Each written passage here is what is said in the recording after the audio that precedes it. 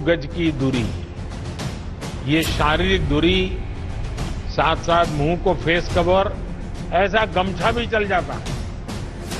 Corona के जानलेवा virus से बचने के लिए फिलहाल तो 2 ही शर्तें हैं, 2 गज की दूरी और मास्क।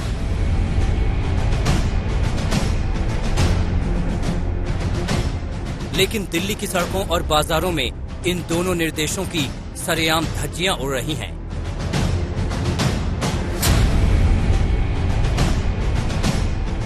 तब प्रशासन ने सख्ती दिखाकर मास्क न लगाने पर फाइन 500 से बढ़ाकर 2000 कर दिया।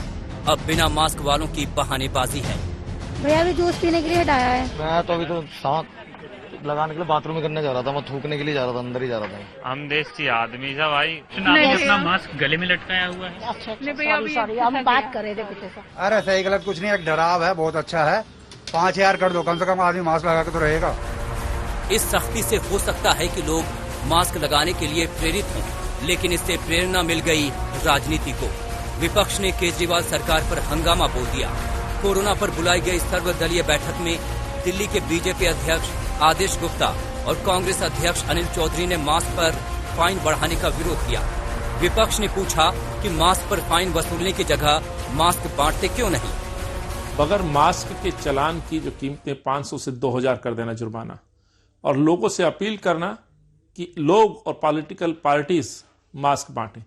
कहीं ना कहीं ये पूरी तौर पर दिखाई देता है कि अरविंद केजरीवाल पूरी तरह से फेल साबित हुए, यानी कि सरकार हर मोर्चे पर कोविड के खिलाफ जो लड़ाई लड़ी जा रही है उसमें फेल साबित हुई। एक तरफ दिल्ली में सियासी घमासान है तो दूसरी तरफ पड़ोसी राज्यों में भी जंग शुरू हो गई। जिन राज्यों की सीमाएं दिल्ली से सटी हैं, वहां की सरकारें दिल्ली से दूरी बनाने लगी। दिल्ली यूपी सीमा पर यूपी सरकार सचेत हो गई है। नोएडा बॉर्डर पर दिल्ली से आने वालों की रैंडम कोरोना टेस्टिंग की जा रही है। हरियाणा से लगी सीमाओं पर भी हरियाणा सरकार दिल्ली से आने वालों का टेस्ट करवा रही है। वहीं महाराष्ट्र सरकार मुंबई से दिल्ली के बीच ट्रेन और हवाई सेवाओं को ठप करने की तैयारी कर रही है। आम आदमी पार्टी का आरोप है कि दूसरे राज्यों से आने वालों की वजह से ही दिल्ली में कोरोना संकट बढ़ा है। इस पर हरियाणा और उत्तर प्रदेश की सरकारें चिढ़ गईं। दोनों ने सवाल दागा, चोरी भी सीना जोरी भी। दिल्ली में कोरोना फैला तो हम कैसे दोषी हो गए? कि जितने लोगों को दिल्ली में कोरोना हुआ है, एंटीबॉडीज हैं उनके यहाँ, लगभग उतने ही लोग उसी अनुपात में नोएडा में हैं, ग्रेटर नोएडा में हैं, गाजियाबाद में हैं, मेरठ में हैं, फरीदाबाद में हैं, गुड़गांव के अंदर है। मगर कोरोना पॉजिटिव की संख्या सिर्फ दिल्ली के अंदर क्यों आती है, गुड़गांव के अंदर, हरियाणा और उत्तर प्रदेश में क्यों नहीं आती? जबकि उनके अंदर एंटीबॉडीज बन गए हैं, इसका मतलब उनको कोरोना हुआ है, वो कोरोना होके ठीक हो चुके हैं। ये मैसेज है कि आप पैनिक मत होइए कि दिल्ली के अंदर ही कोरोना फैल रहा है। कोरोना को कोई बाउंड्री नहीं पता दिल्ली की, कोरोना हर जगह फैल रहा है। फर्क सिर्फ टेस्टिंग का है। कुछ सरकारें टेस्टिंग करके पारदर्शी तरीके से बता रही हैं और कुछ सरकारें छिपा रही हैं। बहुत गलत बात है कि जिस वक्त हमें मिलकर इस बीमारी से लड़ना चाहिए, ये जो सूक्ष्म दुश्मन ने मानव जाति पर हमला बोला है उससे लड़ना चाहिए। हमें अपने अपने प्रदेश में करना चाहिए। हम एक दूसरे के ऊपर दोषारोपण करें। अगर हम ये कहें कि हरियाणा के जो दिल्ली के एडजॉइनिंग जिले हैं वो ज्यादा ग्रसित हैं, तो ये अच्छी बात नहीं है। आप अपना इंतजाम करिए, हम अपना इंतजाम कर रहे हैं। हमने पूरी तरह से सारे अधिकारियों को जो कोरोना के मरीज हैं उनको हर तरह की सुविधा मिले उसकी हम कोशिश कर रहे हैं। तो आप भी करिए। दोषारोपण करने का ठीक समय नहीं है ये कि टेस्टिंग में बिल्कुल उन्होंने कोई प्रयास नहीं किया। उस पूरे समाज को वैसे ही छोड़ दिया। इन्फेक्शन अपने आप थोड़ा बहुत घटा था, अब जब इन्फेक्शन बढ़ा है कोई नियंत्रण नहीं किया, कोई मास्क पहनने का उस पर जुर्माना लेगा। आज हाईकोर्ट और सुप्रीम कोर्ट ने जब उसको संज्ञान लिया है और एकदम से जब वहां दोबारा जो फेज निकला है उसमें जब किसी का कुछ हुआ ही नहीं था, तो आज उनको मजबूरी में ये सब कदम लेना पड़ रहा है।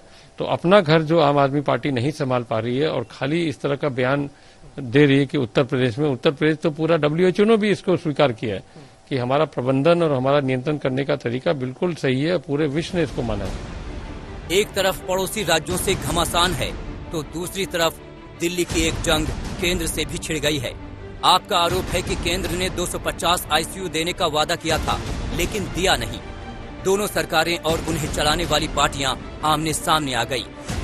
अमित शाह जी ने जो वादा दिल्ली की सरकार को और दिल्ली के लोगों को किया था कि 250 बेड्स 24 घंटे में, फिर 250 बेड्स, फिर 250 बेड्स, आज 5 दिन हो चुके हैं, बृहस्पतिवार है, अभी तक एक भी आईसीयू बेड केंद्र सरकार से दिल्ली को नहीं मिला है।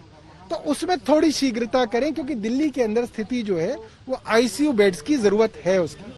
पहले भी जब आज से 3 महीने पहले गृह मंत्री अमित शाह जी ने इंटरवीन किया था तो 10,000 बेड का एक छतरपुर में बनाया था हॉस्पिटल, और गवर्नमेंट हॉस्पिटल, सेना के हॉस्पिटल भी दिल्ली वालों के लिए खोल दिए थे। आज फिर डीआरडीओ के हॉस्पिटल खोल दिए।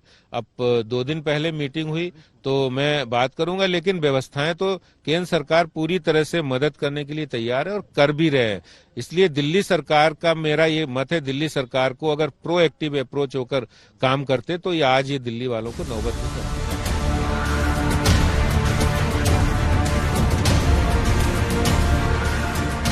जिस दिल्ली ने कोरोना से बचाव के लिए सबसे ज्यादा जतन किए, उसी दिल्ली में ऐसा क्या हुआ कि नवंबर के महीने में कोरोना का कहर विस्फोटक हो गया। सवाल है कि आखिर क्यों? डॉक्टरों का मानना है कि त्योहार के कारण बाजारों में उमड़ी भीड़ से मुश्किलें बढ़ी।